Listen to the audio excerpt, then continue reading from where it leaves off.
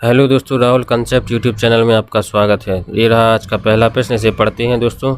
ए की आय बी की तुलना में 60% कम है और ए का व्यय बी के व्यय के 60% के बराबर है। यदि ए की आय बी के खर्च के 70% के बराबर है तो ए और बी की बचत का अनुपात हमें निकालना है।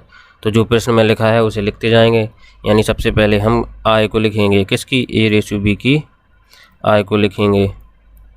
आय का अनुपात कितना है, 60% कम है दोस्तों ए की आय बी से। यानी अगर बी की 5 है तो ए की कितनी होगी, 2, क्योंकि 60% का फ्रैक्शन वैल्यू कितना होता है, 3/2, यानी 5 से 3 कम होगी। अब उनके व्यय का अनुपात आगे दिया गया है, कितना दिया है, ए के व्यय हैं बी के व्यय के 60% के बराबर है। यदि बी 5 है तो ए के व्यय कितने हो गए, 3। अब दोनों, ए आय का रेशो है, ए व्यय का रेशो है। हम इनमें क्या करेंगे, आय के रेशो में x से गुणा कर देंगे और व्यय के रेशो में y से गुणा कर देंगे। अब आगे क्वेश्चन में दिया है कि ए की आय बी के खर्च के 70% के बराबर है। ए की आय क्या है, 2x, और बी के व्यय कितने हैं, 5y। तो क्वेश्चन में के हिसाब से हम क्या लिखेंगे, यानी 2x जो ए की आय है बी के व्यय कितना है, 5y, 70% के बराबर है, यानी 7/10 के बराबर है। अब ऐसे हमें यहाँ से x y का रेशो निकाल लेंगे और उसके बाद हम उनकी बचत का अनुपात आसानी से निकाल लेंगे। तो सबसे पहले रेशो निकालेंगे तो 5 से काटेंगे, 5 दूनी 10। तो यहाँ से x और y का रेशो कितना निकलेगा, x का रेशो निकलेगा 7/4, ठीक है। इसके बाद हम जो है x और y की वैल्यू यहाँ रख देंगे तो आय और व्यय निकल आएंगे, फिर उनके बाद घटा देंगे तो हमारा जो है बचत का अनुपात निकल आएगा। तो सबसे पहले x से गुणा करेंगे, x की वैल्यू 7 है, यानी ए बी का गुणा करेंगे, इसे आगे सॉल्व करेंगे तो क्या होगा, 7 दूनी 14 ए और बी का, और यहाँ 7×5 35 निकलेगा। और व्यय निकालेंगे तो कितना, 4 से गुणा करेंगे तो कितना होगा, 4 × 12 और 4×5 20। अब इसे हम घटा देंगे तो क्या होगा, आय में से जब व्यय को घटाते हैं तो बचत निकल आती है। तो घटाएंगे तो यहाँ कितना बचेगा, 2, 14 में से 12 जाएंगे और यहाँ पर 15 बचेगा। यानी यही अपना आंसर है। यानी क्या निकल आया, ए और बी की बचत का रेशो निकल आया 2:15। यही अपना इस क्वेश्चन का आंसर होगा। क्वेश्चन है दोस्तों, चमनलाल, अरशद और जगजीत सिंह ने कोई चुनाव लड़ा था। मतदान के सभी वोट वैध थे। अरशद को कुल वोटों के 35% वोट मिले थे। चमनलाल को प्रत्येक 35 वोट में से 14 वोट मिले थे। विजेता को सबसे कम वोट पाने वाले व्यक्ति की तुलना में 4950 वोट अधिक मिले थे। मतदान हुए सभी वोटों की कुल संख्या ज्ञात करनी है। तो आइए इसे सॉल्व करते हैं। तो क्वेश्चन में सबसे पहले क्या दिया गया है, अरशद को कितने वोट मिले, यहाँ पर लिखेंगे हम अरशद को कितने वोट मिले, 35% कुल वोटों के।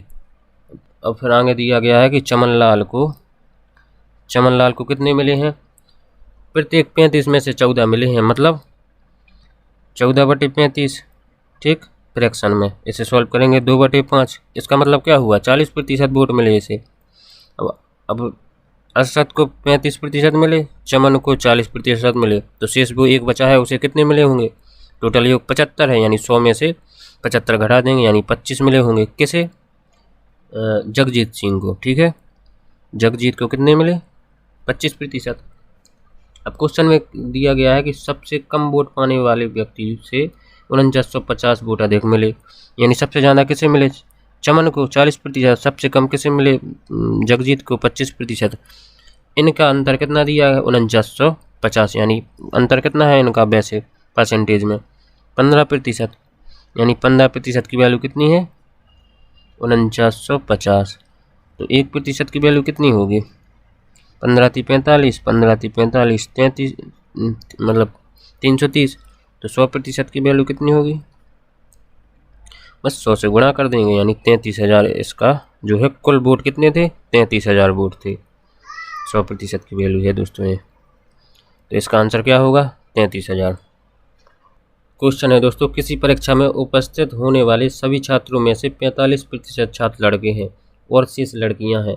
यदि 60% लड़के और 70% लड़कियां उत्तीर्ण हुई तो अनुत्तीर्ण होने वाले छात्रों का प्रतिशत ज्ञात कीजिए।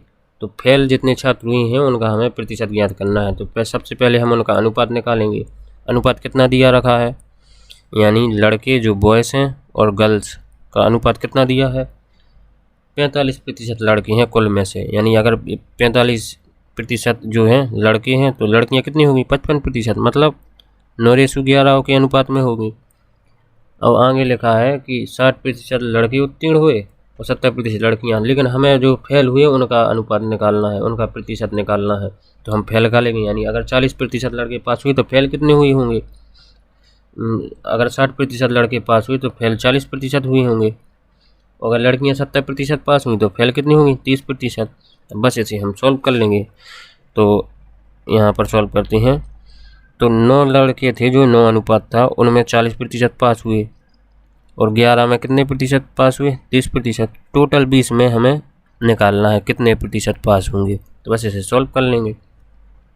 तो इसे करेंगे 360 होगा, ये 330 होगा, इनका सम करेंगे 690 होगा। ठीक, 690 किसके बराबर होगा, 20 के बराबर होगा। ठीक, ये टोटल फेल वाले हैं दोस्तों, ये फेल वाले हैं। फेल का हमें प्रतिशत निकालना है। अब इसे हम भाग दे देंगे, 0 से 0 कट जाएगा और इसे भाग देंगे, 2 3 6, 2 चौको 8 और 2 पंचे 10, यानी 34.5% ऐसे व्यक्ति हैं टोटल उनमें से जो फेल हैं। यानी फेल का अनुपात प्रतिशत कितना है, 34.5%। यही अपना आंसर होगा।